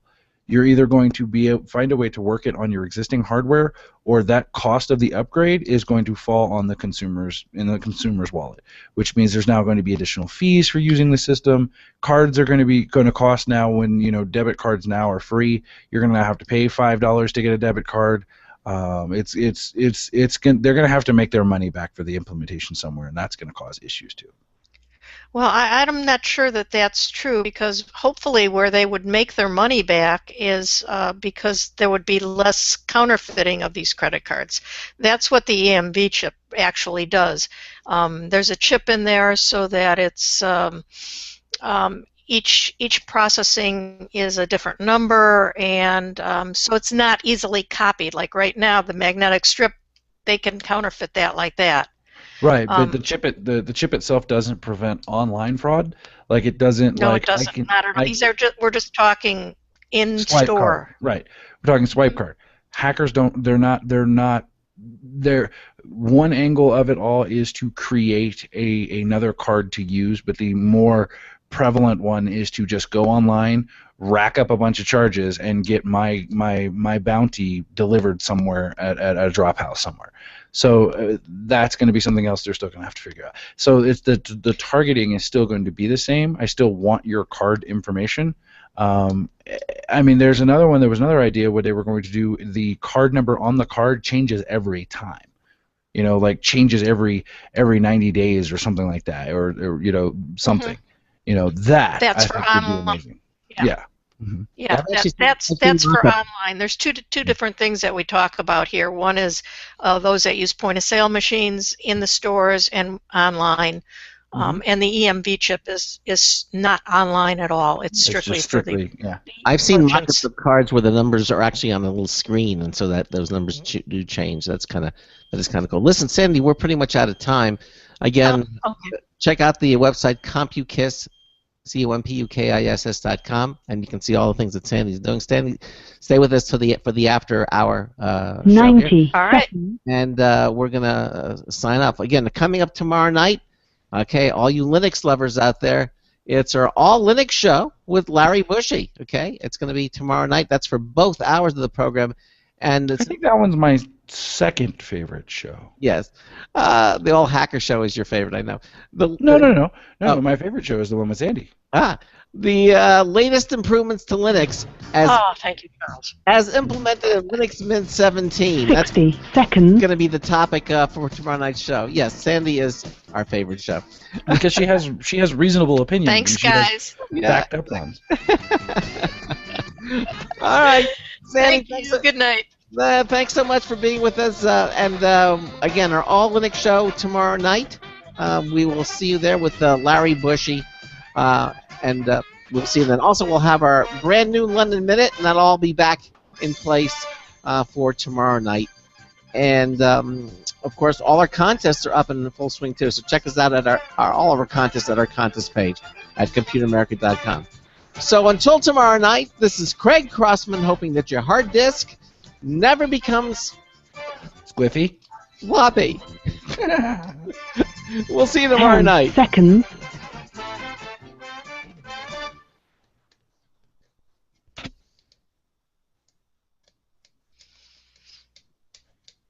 Thank you for using Blog Talk Radio. Goodbye. There you go. Okay, well, Sandy, thanks for being with us here, and all of you watching our live video stream, and we will, Sandy, and we'll see you next month. And That sounds good. We're back to Wednesday next month. that's right, back to Wednesday next month, and we'll see you then. And thanks to everybody watching the live video stream, again brought to you by Other World Computing, and we'll see you all tomorrow night. Say good All night, right. Charles. Good night, Charles. Bye, everybody. Good night, everyone.